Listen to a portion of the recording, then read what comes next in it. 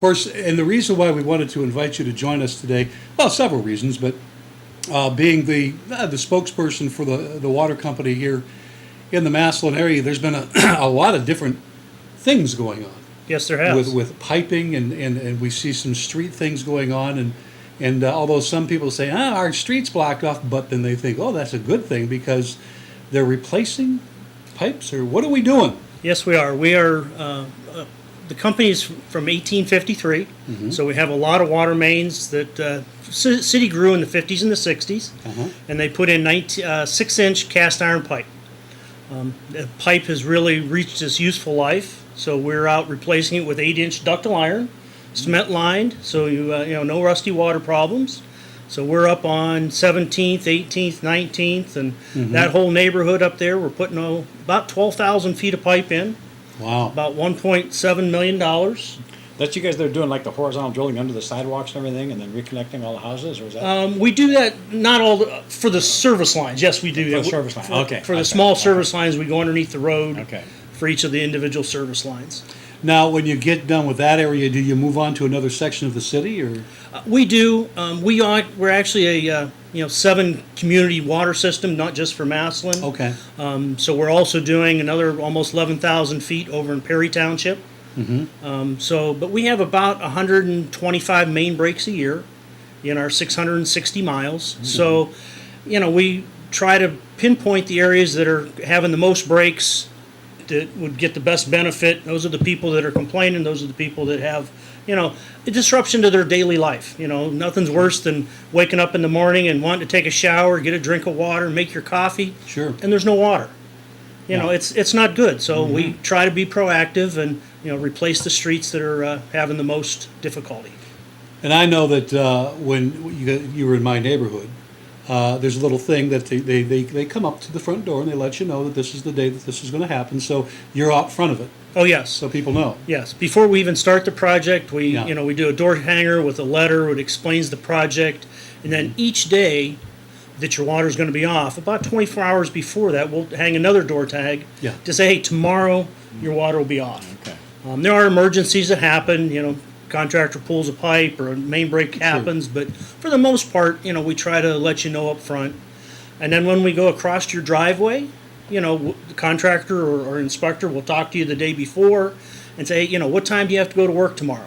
We're going to be crossing your driveway. That's good. You guys have that communication with everybody. Yeah, absolutely. it's an inconvenience. It's, Yeah, but everything's dirty and it's bearable when people know what's going on. that's right. Yeah. And that's what we Yeah. try to do. There's a lot of utilities that don't reach out like that, and you guys do. Thank you. And that's a good thing. What is that thing? If you Yeah, a little history here, Turk. Yes. What is this? is that you replacing any of those things? No, that's a very old wooden water main. Yeah. We don't have any that we know of here in Massillon.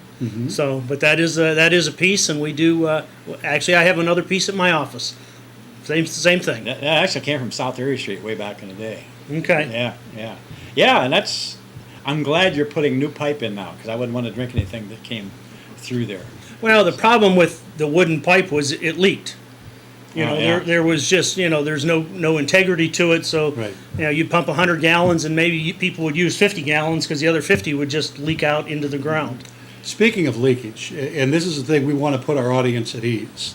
You and I discussed this briefly prior to the broadcast tonight.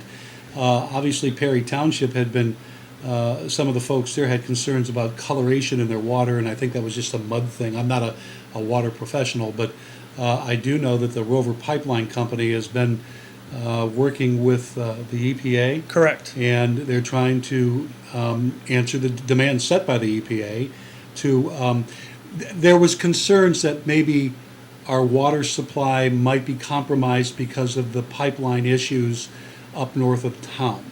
And can you give us a report on that from the water company's perspective? Yeah, we are working very closely with the EPA and Rover Pipeline to, they deposited some drilling muds up near our wells. All that drilling mud is being removed.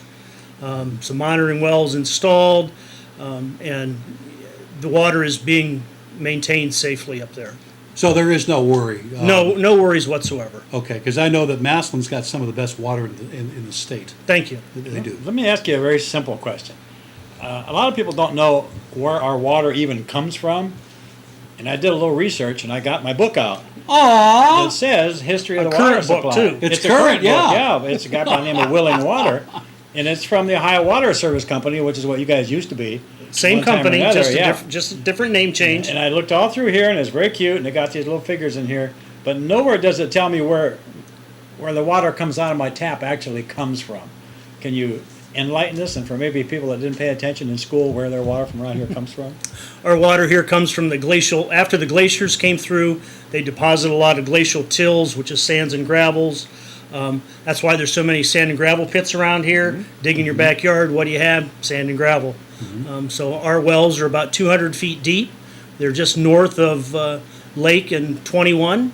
And there's a big aquifer down there, and that's where we pull the water from. The big